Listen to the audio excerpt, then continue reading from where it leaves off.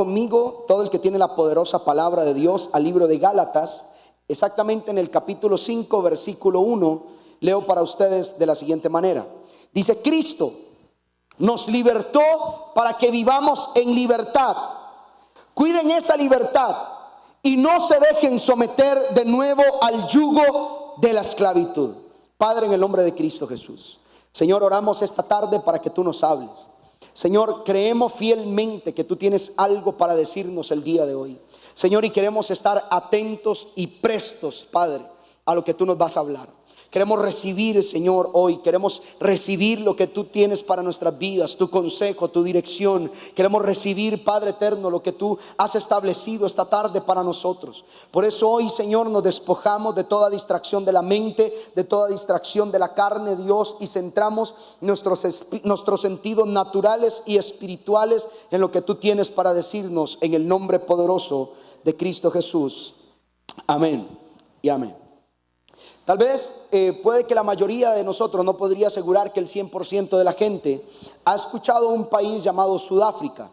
Sudáfrica es una nación que fue colonizada particularmente por los holandeses.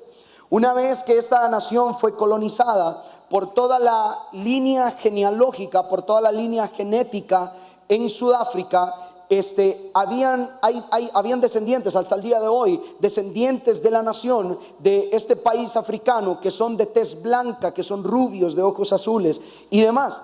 Y esta nación, al ser colonizada por los holandeses, comenzaron a desarrollar algo que se llama la regresión racial, Esto lo que consiste básicamente es en hacer una distinción racista de aquellas personas que son de tez blanca y los que son de tez negra, los que son de tez morena. Esta colonización, todo este movimiento, todo este desarrollo de desplegar, de separar a algunas personas solamente por su tipo de piel, dio a lugar un régimen que buscaba básicamente separar de todos los ámbitos sociales a aquellas personas que tenían tez negra y aquellos que tenían la tez blanca. Los gobernantes de Sudáfrica siempre fueron de tez blanca, siempre fueron rubios, siempre fueron de ojos azules. Y ellos consideraban a las personas de tez negra como personas de última categoría. Incluso ellos consideraban que estas personas no podían atender ningún trabajo que fuera altamente cualificado. A esto me refiero, que una persona de tez negra no podía trabajar por ejemplo, en una oficina administrativa. Una persona de tez negra no podía trabajar en un banco, no podía trabajar en cualquier función que fuera de alta calificación. Las personas de tez negra tenían que ocupar los puestos básicamente el que hacía el jardín, el que limpiaba la casa, el que preparaba la comida, el que hacía los mandados, el que hacía todo esto. Y se levantó un régimen en el año 1948. Yo sé que esta parte de la historia va a tener un poco de sentido más adelante, pero en el año 48 se estableció un régimen llamado el apartheid, que básicamente consistía en el desarrollo separado de cada raza en la zona geográfica que les asignaban. Eso quería decir que la gente tenía que estar ubicada en un solo lugar, y las personas de tez negra no podían trasladarse a ningún otro ámbito de la nación. A pesar de que la gente de tez negra ocupa el 70%, aún al día de hoy, el 70% de la región en general. Este sistema completo de segregación racial lo que buscaba básicamente era prohibir cosas como que una persona blanca no se podía casar con un negro. Prohibían cosas como que no podían ser parte de equipos deportivos. Las personas negras no podían tener un desarrollo socioeconómico superior a las personas de tez blanca, y tampoco podían desarrollarse culturalmente.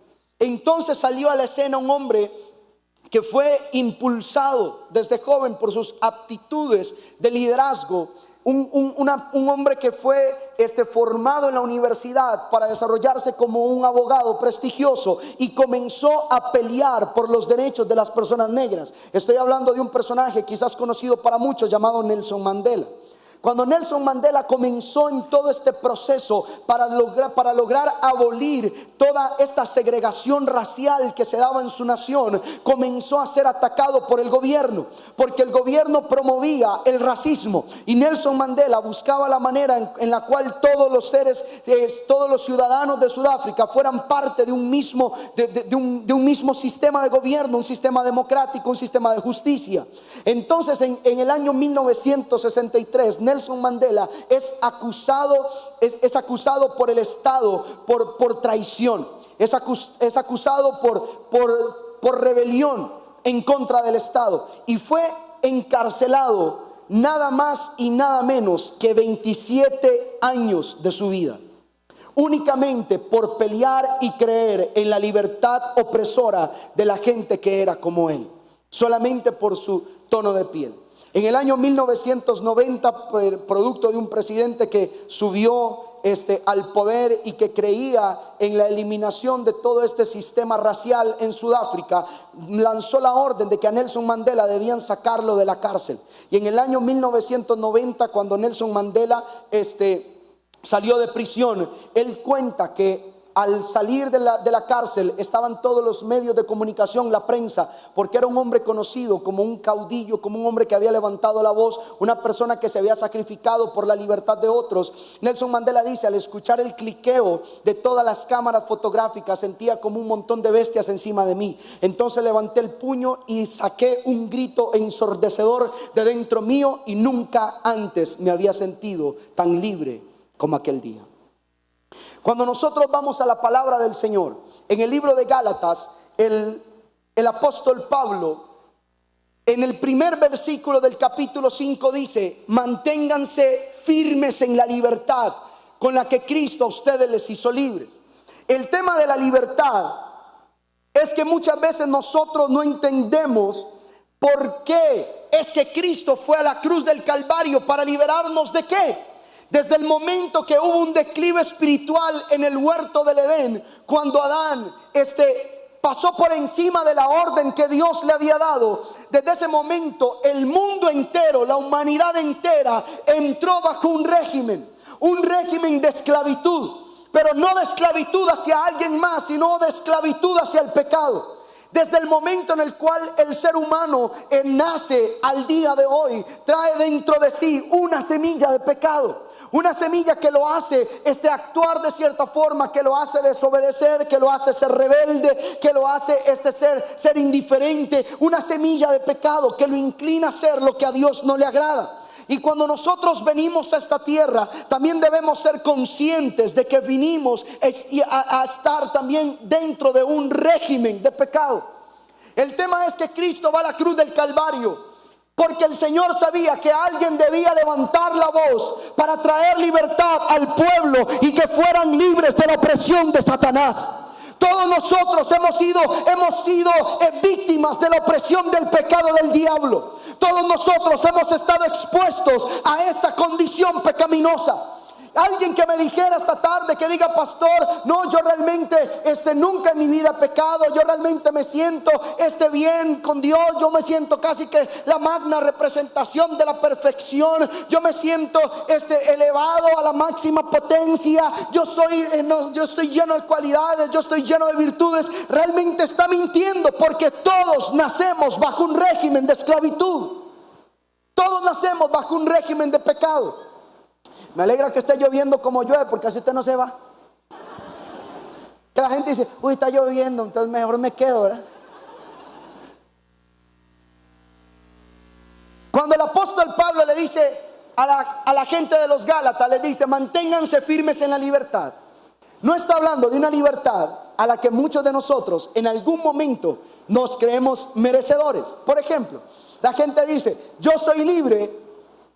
Y en esto es en lo que quizás vivir en países democráticos nos ha hecho un poco de daño. Porque la gente suele tener argumentos como: yo soy libre y puedo decir lo que me da la gana. Hay gente que por utilizar esas expresiones han caído en el irrespeto a la autoridad. Pero dicen: soy libre.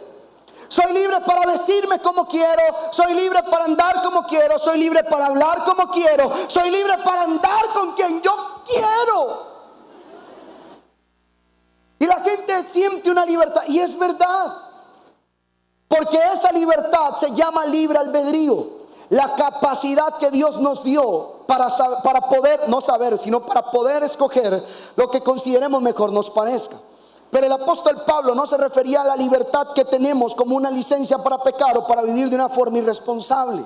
El apóstol Pablo no les dice manténganse en esa libertad para que vivan irresponsablemente haciendo todo lo que les da la gana, como algunos piensan, y que utilizan la gracia de Dios para satisfacer sus deseos. Habla Jehová.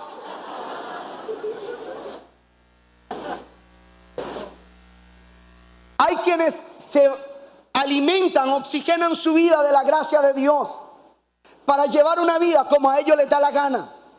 Le voy a decir por qué. Porque la palabra de Dios no miente y el Señor no contradice su palabra. La Biblia dice, porque con amor eterno te he amado, por tanto te prolongué mi misericordia. Pero no se equivoque, el que Dios le haya prolongado la misericordia no significa que usted está viviendo con agrado delante de Dios. Porque somos muchas veces como Dios nos ha dotado de inteligencia, como somos seres pensantes, como tenemos herramientas intelectuales como la filosofía, como tenemos diferentes herramientas intelectuales, quienes van a la universidad, quienes aprenden, quienes leen libros, como tenemos algunas herramientas intelectuales, podemos llegar a caer en el error de pensar que lo que nosotros creemos es lo que a Dios le agrada, y estamos equivocados. Estamos equivocados al querer moldear a Dios a nuestra manera, y nosotros no podemos agarrar a Dios y meterlos en nuestro molde. Somos nosotros los que necesitamos estar dentro del molde de Dios, y la única forma de estar metidos en el molde de Dios es a través de su palabra. No hay otra forma. Pero hay gente que lee de Marx, hay gente que lee de Lenin, hay gente que lee de los grandes revolucionarios políticos de la historia y no leen la palabra, donde está el más grande revolucionario de todos los tiempos, el que revolucionó la sociedad, el que partió la historia, el que puso de cabeza al infierno. El más grande revolucionario se llama Jesucristo de Nazaret. Ese sí vale la pena estudiarlo. Tan importante es el conocimiento, pero tan vital es el conocimiento de la palabra. Porque si no conocemos la palabra, si no conocemos lo que Dios nos ha dejado acá, entonces no vamos a saber cuál es la libertad de la que Dios nos quiere tener. Porque nos hemos sentido tan libres que esa libertad nos lleva a hacer lo que nos da la gana. Que esa libertad nos ha llevado a involucrarnos con la gente incorrecta. Que esa libertad nos ha llevado a tener un vocabulario vulgar, soez. Dicen, es que yo cuando me enojo no soy yo. Siento que me sale una bestia peluda que llevo dentro. Hermanita, algunas también la llevan por fuera.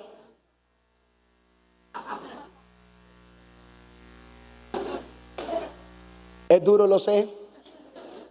Pero algunas señoritas sabrán ellas por qué andan jeans el día de hoy. El que entendió, entendió. El que no entendió, no entendió. ¿Ya entendieron? ¿Viste? Algunos entendieron, ya fueron captando por aquí, por aquí, por aquí, por aquí, por aquí, por aquí. No, muchacha dice, ay no, qué pereza depilarme, mejor me pongo un jeans.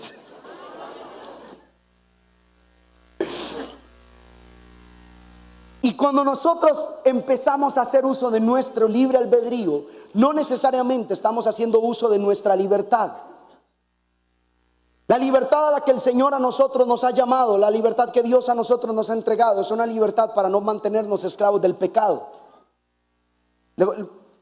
Se lo resumo de esta forma. El Señor toma al pueblo de Israel y lo saca de la esclavitud en Egipto. Lo lleva al desierto, y en el desierto el Señor les hace ver a ellos mismos que el que hayan sido liberados no quería decir que ellos fueran libres, porque en su mente todavía eran esclavos de Egipto. Habían sido liberados, pero todavía no eran libres. Hay gente que ha sido liberada, pero no es libre. Hay gente que fue liberada porque el Señor pagó el precio de nuestra libertad, pero todavía no son libres de la pornografía, todavía no son libres del chisme, todavía no son libres de la murmuradera, todavía no son libres de la arrogancia, todavía no son libres de la rebeldía, todavía no son libres. Fueron liberados en la cruz, pero todavía no son libres. Porque venir y ser parte de todo este movimiento espiritual no es la manera en la que nosotros acallamos nuestra conciencia. Lamentablemente es el recurso que utiliza mucha gente para opacar su condición pecaminosa, su estado de pecado, su sequedad espiritual, para opacar su frialdad en cuanto a Dios. Tan sencillo. Para la gente es tan fácil decir: no, a mí ni me tome en cuenta, no me ponga a mí, porque yo no, con Dios yo ni estoy bien. Si usted sabe que no está bien, ¿por qué no se pone bien? Y el apóstol Pablo hace una reseña rápida y tácita: manténganse libres en la libertad que Cristo nos dio y no vuelvan a ser esclavos del pecado. No vuelvan a eso. El tema aquí es que sucede algo con el pecado, y esto es lo que pasa en la mente y en el corazón de todos. Nos pasa a todos, y es que nos acostumbramos a pecar. En algún momento, cuando una persona es consciente de que está fallando a Dios, de que su pecado, de que su conducta no es agradable, de que lo que hace a Dios no le gusta, de que sabe que Dios reprueba ese tipo de conductas, ese tipo de situaciones, cuando una persona al principio dice: ay, Señor, le volví a agarrar la nalga a Mary Jane, no me siento bien, soy un pecador, límpiame la mano, córtamela si la tienes que cortarme, esta mano cochina, cochina. Pau, pau, pau. Pau, pau, pa, pa, pa, pa, pa. Pau. Al principio la gente dice: ay, no puede ser, estaba pasando el canal y estaba andando porno. No, ¿qué hice? Fuera, diablo. Uy, así te quería ver, Satanás. Y al principio le dicen: Dios, no, otra vez, estos ojos diabólicos, cochinos. Sácame estos ojos y ponémonos de cristal. Ojalá azules, porque siempre quise. Dicen: no, fallé. Una pareja de novios están ahí, comienzan con tanta santidad que hasta marcan con música de Jesús Adrián Romero.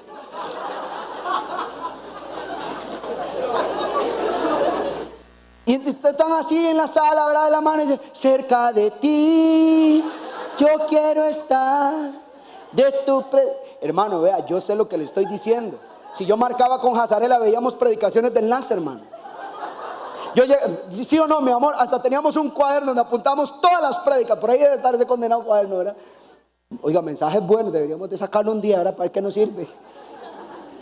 Yo marcaba con Jazarela y llegaba el domingo y todo, y poníamos enlace. Y así comienzan muchas parejas y dicen: ay, no, es que nuestra relación es de tres: tú, el Espíritu Santo y yo. Pero en un día de mucha lengua, el Espíritu Santo empezó a estorbar y lo sacaron. Y dijo: vaya para allá, va, tómese un fresco, hágame un mandado. Habla Jehová, que muchos siervos oyen aquí. Y así hay gente que en el principio dijeron: mi amor, no, mire, yo sé, nosotros fornicamos, pero le pedimos perdón a nuestro Dios, que es grande en misericordia, que es lento para la ira, y no lo volveremos a hacer hasta la próxima semana.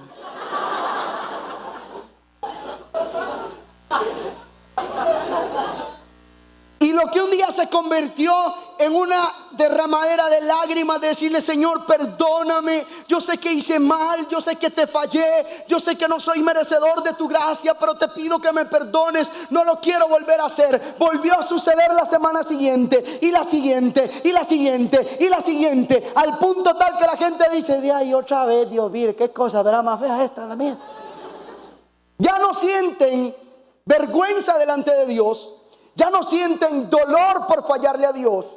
Ya no sienten tristeza en su corazón por apartarse de la voluntad de Dios, porque se acostumbraron al pecado. Y es lo que la palabra dice, la mente se cauteriza. Llega el momento en el cual ya la mente no siente tristeza, no siente dolor y tampoco siente algo que se llama arrepentimiento. Y lo que la gente no se da cuenta es que todo aquel que practica el pecado, según el libro de Juan, capítulo 8, verso 34, que dice: de cierto les digo que todo aquel que hace pecado, esclavo es del pecado. Lo que quiere decir es que Cristo va a la cruz del Calvario para darnos una esperanza de redención, para limpiar nuestro corazón. Pero aquel que es practicante del pecado se convierte en esclavo de él. Le voy a dar un ejemplo categórico. Los que en algún momento tuvieron un vicio, fumar, el licor, el sexo, un vicio. Llegaba el momento en el cual esa persona decía: yo no me quiero fumar un cigarro más. No quiero. No quiero. No quiero. Con el cigarro en la mano. ¿Por qué? Porque su ansiedad es más grande que su voluntad. El deseo de dejarlo no es lo suficientemente fuerte como la necesidad que su cuerpo le da de tener que consumir. Ya sea consumir drogas, ya sea consumir un cigarro, ya sea consumir licor, ya sea acostarse con una mujer, ya sea ver pornografía. Es algo que supera su voluntad, porque su voluntad no es una voluntad rendida, ni una voluntad fortalecida en Dios. Entonces, ¿qué es lo que pasa? ¿Qué dice la Biblia? La Biblia dice: aquel que practica el pecado es esclavo del pecado. No hago lo que quiero, no hago lo que Dios quiere, hago lo que el pecado quiere que yo haga. El pecado quiere que yo fume, el pecado quiere que yo me drogue, el pecado quiere que yo me acueste con una mujer, el pecado quiere que yo vea pornografía por la noche, el pecado quiere eso. Entonces me vuelvo esclavo del pecado. Y nos acostumbramos a hacerlo. Nos acostumbramos a pecar. Porque asumimos, y esto es impresionante, el pecado en la vida de la gente logra traer un sentimiento de derrota. El que quiera apuntarlo, apúntelo. El pecado provoca en la vida de la gente un sentir de derrota. Lo que en un momento le producía culpa, con el tiempo se convierte en algo que ya es parte de su vida. Entonces la gente comienza a tener un sentimiento de derrota que impera sobre su corazón, que impera sobre sus pensamientos. ¿A qué me refiero con esto? A que la gente comienza a decir: no, de que ya yo soy así, ¿qué le voy a hacer? Amargada me hizo Dios, así soy. La gente tiene un pensar de derrota. O sea, ya yo no tengo las fuerzas para luchar en contra de esto, mejor me acostumbro a que así soy. Una vez nosotros, en tantas consejerías que hemos tenido, atendimos a un hombre súper descarado. Creo que fue hace como unos 3 o 4 años, no recuerdo, descarado. Y él decía: no, es que mi esposa sabe que yo necesito ver mujeres, necesito. Y si puedo andar con ellas, ando con ellas, y ella lo tiene que entender. Yo le dije: ¿what? Sí, papi, ¿usted dónde vive? Pilo a bajar. ¿Qué fue? ¿Que lo cacheteó un pescado o qué? Descarado. Pero porque él ya había asumido una posición de derrota ante su debilidad.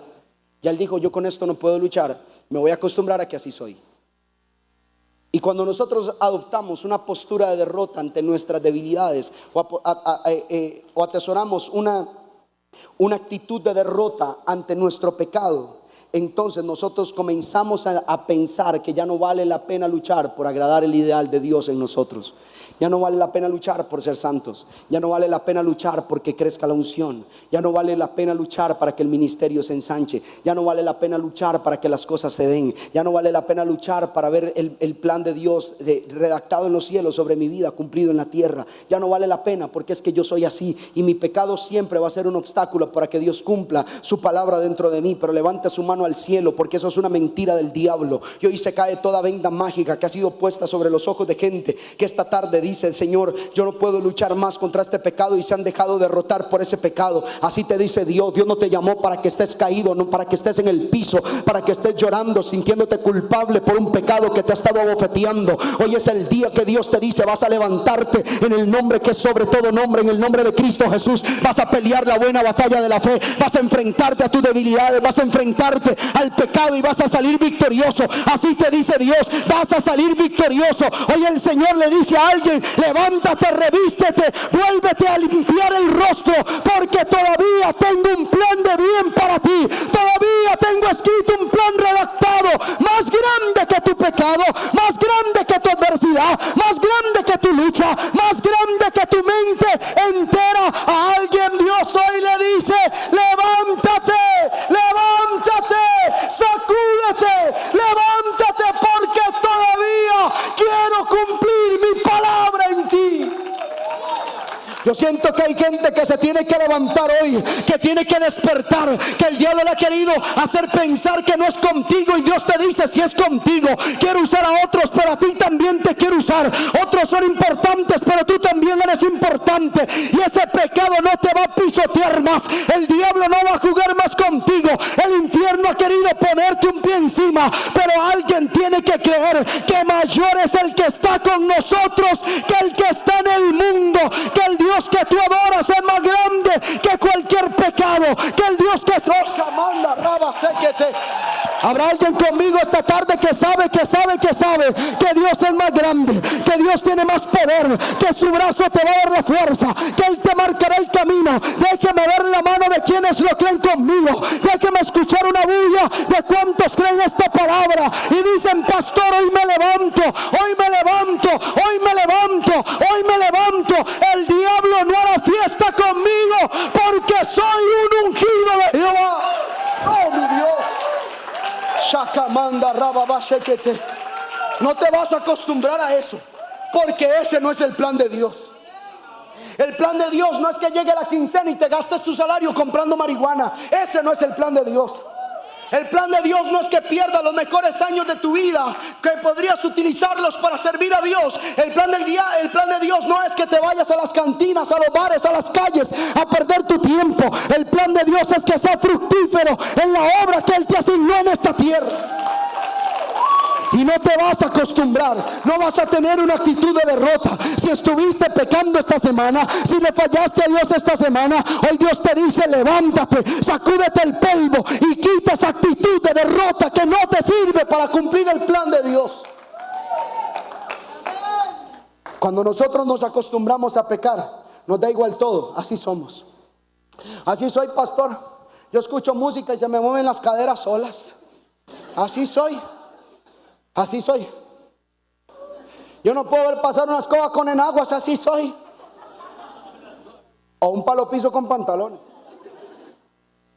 Ah, no, es que creyeron que solo los hombres. No, papá. Hay mujeres que cuando los hombres pasan dicen: ay, qué buenos bonetes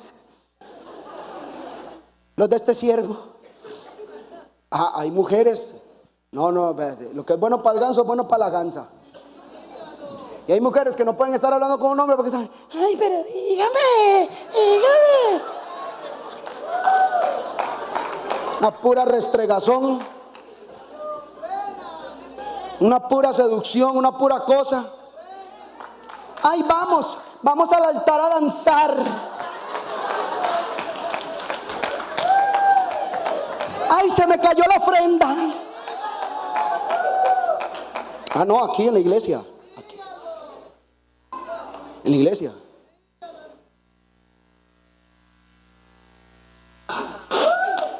Usted me dice si sigo paro.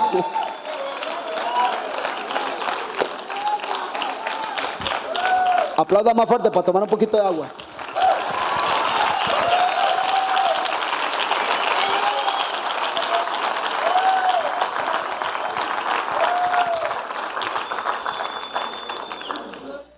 Es duro, lo sé. ¿Cuál es la razón del por qué la gente vuelve sola? Vuelven a ponerse las esposas y decir: haz conmigo lo que quieras, diablo. Haz lo que conmigo quieras, Lucifer. Estoy listo para servirte, diablo. Aunque no lo dicen así, así es como actúan. La primera razón del por qué la gente se comporta de esa forma, primero, es por adoptar una condición, una actitud de derrota ante el pecado. Y la segunda, porque no se mantienen firmes en algo que se llama la palabra. La gente hace 1000 cosas, pero muy poco de lo que hace es estar firme en la palabra. Es más, le voy a decir una cosa. ¿Por qué usted cree? Levante la mano al cielo, no se preocupe, no se sienta culpable. ¿A quién habla, Señor? Levante su mano al cielo, pero levántela, que esa pereza que tiene, y reprendo al diablo. Levanten todos su mano derecha al cielo, levanten todos su mano derecha al cielo. Levanten todos esa mano linda al cielo. ¿Por qué usted cree que el diablo provoca que a usted le dé pereza y le parezca aburrido leer la palabra?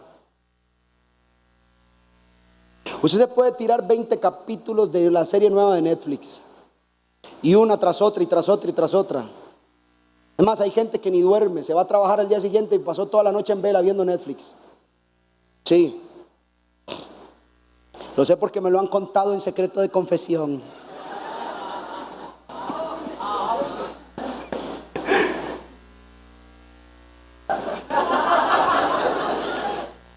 Pero el pastor lleva predicando 40 minutos y dice: ay, el pastor, ¿cómo habla el pastor? Ay, qué aburrido. No cuenta ni un chiste. Y yo le voy a decir una cosa: la palabra sirve para redarguir, para exhortar, para alinear, no para entretener.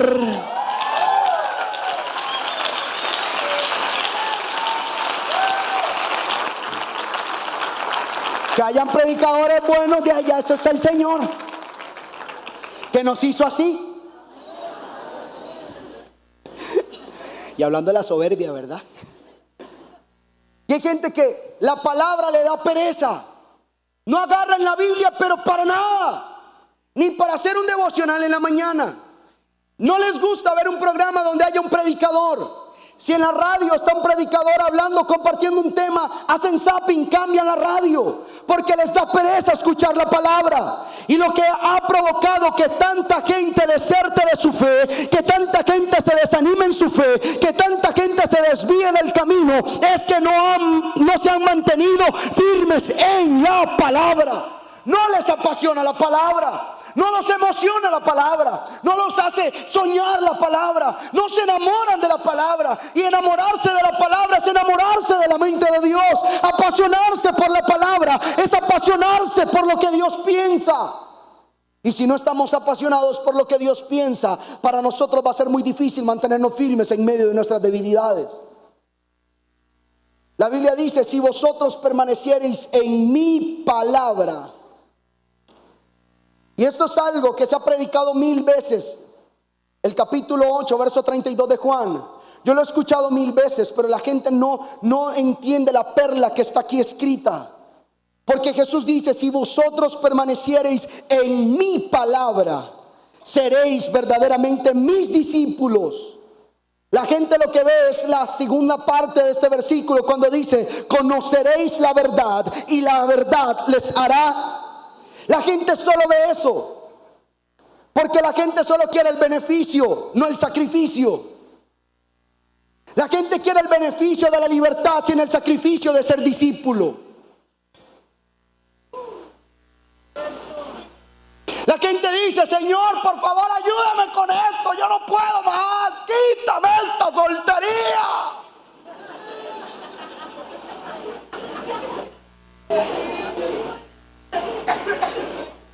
Quieren el beneficio de la libertad, pero no el sacrificio de ser discípulo de Jesús. Y para ser discípulo hay que permanecer en su palabra. La gente dice: Señor, claro, porque es bueno, porque es agradable, porque es parte de la voluntad de Dios. Pero el Señor no solamente quiere que tú seas libre. El Señor quiere que tú seas un discípulo de Él. Y para ser discípulo de Dios, para ser discípulo de Jesús, necesitamos permanecer en su palabra. Porque deje que seamos claros, gente. No nos engañemos a nosotros mismos. Estar en el trabajo y de contarle a los compañeros que somos cristianos solo porque vamos a la iglesia, eso es muy fácil. Ser discípulo de Jesús, cuando te ofrecen un chorizo, cuando te ofrecen hacer un chanchullo, cuando te ofrecen agarrar de la caja chica. Ser seguidor por permanecer en la palabra. Cuando se te cruza la tentación por enfrente, pero decides ser seguidor porque permaneces en la palabra. Quienes permanecen en la palabra siempre tendrán una actitud opuesta al pecado. Porque para poder ser libres en la verdad, ser libres en Jesús, necesitamos ser discípulos. Y para ser discípulos necesitamos permanecer en la palabra. Pregunto, ¿cuánto tiempo usted le dedica a la palabra todos los días? ¿Cuánto? Es que dedicarle tiempo a la palabra es dedicarle tiempo a Dios. Pero ¿cuánto tiempo le dedicamos a la palabra? Hago una balanza, yo no digo que sea malo. Vea Netflix, todo lo que usted quiera, vea todos los capítulos que usted quiera. Pero ¿cuánto usted le invierte a la palabra? ¿Cuánto tiempo usted saca para que Dios le hable a través de la palabra? ¿Cuánto tiempo nosotros sacamos para que el Señor nos exhorte a través de la palabra? ¿Cuánto tiempo nosotros invertimos para que el Espíritu Santo nos redarguya a través de la palabra? ¿Cuánto tiempo le permitimos a Dios direccionar nuestros pasos a través de la palabra? Mucha gente está esperando que Jesús sea como una hada madrina, que se aparezca un momento como el genio de la lámpara, y que entonces te diga qué es lo que tenés que hacer, cuáles son las cosas que tenés, a qué lugares son los que tenés que ir, cuando el Señor nos ha dejado todo explícito en su palabra. Hay gente que está esperando que venga el pastor y ore por mí. Pastor, póngame la mano porque yo necesito que Dios me hable hoy. Y uno le pone la mano. Pastor, ¿qué le dijo Dios de mí? Dios dice que usted no está orando. Eso es cierto, yo no estoy orando. No se nota de que me pidió eso, hermano. Porque le voy a dejar una perla preciosa. Ahí va. La agarre el que la quiera, que la agarre. El que la quiera, que la agarre. Hay una perla preciosa, hermano. Los siervos de Dios, a quienes el Señor nos utiliza en una palabra profética, o a quienes tienen un ministerio profético, lo único que hacen es confirmarle a la gente lo que Dios ya le debió haber dicho en el secreto.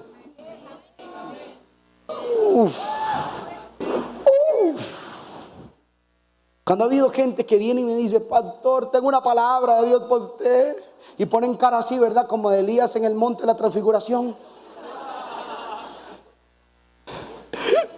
Vengo a darle una palabra de parte del Dios vivo. Vive Jehová, en cuya presencia estoy. Que así como aquella mujer no le escaseó el aceite, así destilará el aceite de unción. Y yo me quedé y digo: papi, ¿usted está pidiendo qué? ¿Un Oscar o qué? La actuación del año, el personaje del año. Hermano, a veces para una palabra profética no hay que ser así tan showman. No, sí, una vez puede ser showman porque usted sabe, el toquecito. Pero así como que todo el tiempo hay que hacer un espectáculo, no. Ahí hay gente que dice: ay, yo estaba esperando eso del Señor. Hermano, ¿sabe qué significa eso? Que usted no estaba hablando con el Señor, que usted no ha estado en la palabra del Señor. Cuando a mí una persona me da una palabra, yo la peso en mi corazón y le digo: Señor, si esto es tuyo, me lo vas a decir a mí. A mí. Porque yo he entendido que vos y yo no necesitamos intermediarios. Me podés confirmar una palabra a través de un siervo tuyo y estaré agradecidísimo toda mi vida por hacerlo. Pero tú y yo no necesitamos intermediarios. Lo que me tenés que decir me lo puedes decir a mí. Para eso me encontrás delante de tu presencia todos los días.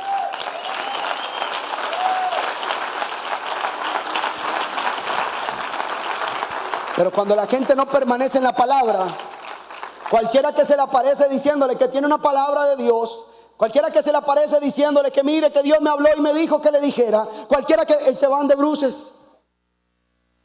Mi amor, abriéndole hasta las puertas de la casa cuanto aparecido llega. Pasa un hermanito ahí tocando el timbre: yo soy un siervo de Dios, mire, pase al lugar más sagrado que usted tiene, hermano, que es su casa. Metiendo gente rara. Hay gente que usted no debería dejar pero ni que le toquen el portón. Se lo contaminan. Ya no sabe, le dejó un bicho ahí en el buzón. Porque no están en la palabra. Permanezcan en mi palabra y serán mis discípulos. Y conocerán la verdad. Y esta verdad los hará.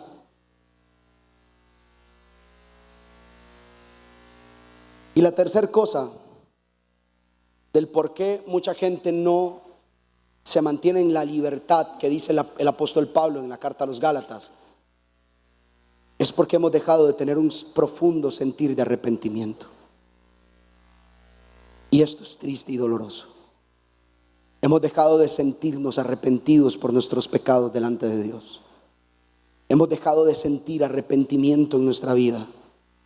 Hemos dejado de reconocer que estamos fallándole a Dios, que no le fallamos al hombre, le estamos fallando a Dios.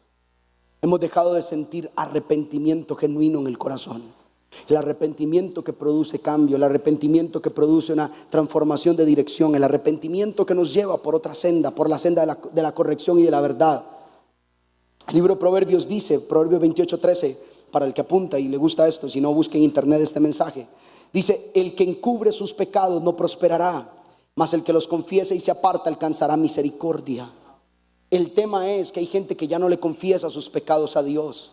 No es lo mismo que usted vaya por la calle diciendo: ay, yo sé que esto no te gusta, Dios, ay, que Dios me perdone. A que usted se vaya a su cuarto, que usted se vaya a la intimidad, doble sus rodillas y le diga: Dios, perdóname, Señor, perdóname, perdóname, perdóname. No quiero hacer esto, no quiero mentir, no quiero faltarte, no quiero ofender tu santidad, no quiero faltar al pacto que hice de guardarme, de amarte, de servirte. No quiero, perdóname. Hay gente que ya perdió en su corazón, gente que ya perdió en su corazón ese deseo, esa actitud de arrepentimiento, esa actitud de estar delante de Dios y decirle: Dios, necesito que me perdones, soy un pecador, hago lo incorrecto, lo que quiero hacer no lo hago, hago justo aquello que no quiero. Y déjeme decirle que el que usted peque, que el que usted le falla a Dios, a usted no lo hace peor, no lo hace inmerecedor de Dios. Pero cuando usted deja de tener una actitud de reconocimiento de pecado, cuando dejamos de tener una actitud de arrepentimiento delante de Dios, entonces el corazón se llena de soberbia,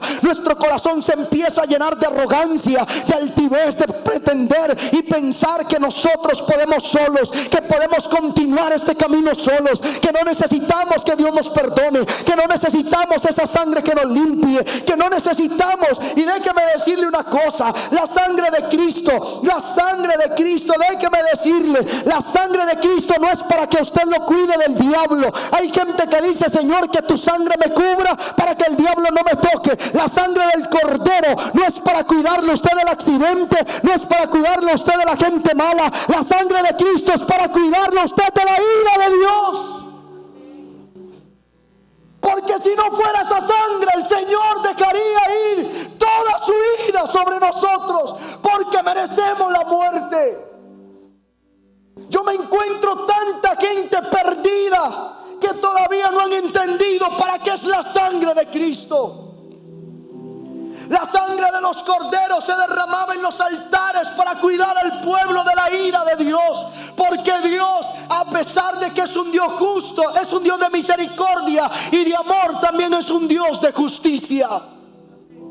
Y por justicia merecemos la muerte. Pero hemos dejado de reconocer nuestro pecado. Hemos dejado de pedirle perdón a Dios. Hemos dejado de pedirle al Señor que, si Él nos liberó en la cruz del Calvario, ahora necesitamos que nos haga libres, que quite de nuestra mente esa conducta, esa metodología de pensamiento, ese sistema de pensamiento de que tenemos que continuar esclavizados al pecado. Usted no necesita estar esclavizado al pecado. A usted el Señor le pagó un precio demasiado alto en la cruz del Calvario. La libertad de su mente es la libertad que usted necesita. La libertad en nosotros es la libertad que nosotros necesitamos. Cuando el Señor puso a Adán en el huerto del Edén, levante su mano al cielo. Ya yo voy terminando, pero levante sus manos al cielo, porque esto es extraordinario. Porque me encontré en el libro del Génesis exactamente En Génesis, en el capítulo 2, me encontré que cuando el Señor formó a Adán, lo puso en el huerto y le dijo: Adán, ve y sé libre. Eso es lo que el Señor le dijo. Cuando Dios le dijo: Adán, ve y sé libre, Dios le estaba diciendo: puedes comer de todos los árboles del jardín. Dios le estaba diciendo: Adán, puedes ir y hacer fructificar la tierra. Dios le estaba diciendo: Adán, puedes ir y trabajar. Dios le estaba diciendo: puedes comer de todo, puedes hacer de todo, ve y sé libre. Eso es lo que Dios le dijo a Adán. Dios puso al hombre en la tierra para que el hombre fuera libre, pero el Señor le dijo: de todos los árboles del huerto hay uno que no podrás comer, que es el árbol del conocimiento del bien y del mal. El árbol del conocimiento del bien y del mal. Adán era libre para producir, Adán era libre para duplicar, Adán era libre para multiplicar lo que tenía en la tierra, para ser fructífero en la tierra, todo lo que Dios le había dado para hacer. Pero no era libre para hacer una cosa, no era libre para violar la ley de Dios. Adán no era libre para violar la voluntad de Dios, y eso es lo que no hemos logrado entender, que el Señor nos dio libertad para disfrutar la vida, nos dio libertad para disfrutar de las cosas buenas, nos dio libertad para crecer, libertad para multiplicarnos, libertad para hacer crecer un negocio, pero no nos dio libertad de violar su palabra. Él no nos dio libertad de eso. Pero mucha gente cree que su libertad está más allá de lo que Dios le ha puesto como un límite en la vida. Dios le dijo: come de todos los árboles, pero de aquel árbol no puedes comer. Dios le estaba diciendo: eres libre para hacer, pero no eres libre para quebrantar mi palabra. Y muchas veces nosotros hemos sobrepasado esta libertad y hemos quebrantado la palabra de Dios, hemos violado la ley de Dios, hemos sobrepasado la ley de Dios. Dios puso solamente un elemento en ese jardín para mantener la obediencia, porque la libertad es un asunto de obediencia. Póngase de pie, por favor. Aquel árbol no representaba que Dios era un Dios extraño, representaba que Dios iba a mantener al hombre en un estado de obediencia. Pero ¿cuántas veces nosotros podemos mantenernos obedientes a lo que está acá? ¿Cuánto nosotros estamos acostumbrados a nuestro estilo de vida de pecado? ¿Cuántos de nosotros hemos dejado de pedir perdón por lo que hacemos en contra de la voluntad de Dios? ¿Y cuántos de nosotros hemos abandonado la palabra? ¿Cuánto nos acostumbramos a esto? ¿Cuánto nos acostumbramos a la debilidad de nuestra carne? Y esa no es la voluntad de Dios. Porque eres libre en la libertad de Cristo, pero eres libre para ser obediente a su verdad. Eres libre para ser discípulo de su palabra. Eres libre para mantenerte firme en lo que Él te ordenó. Eres libre.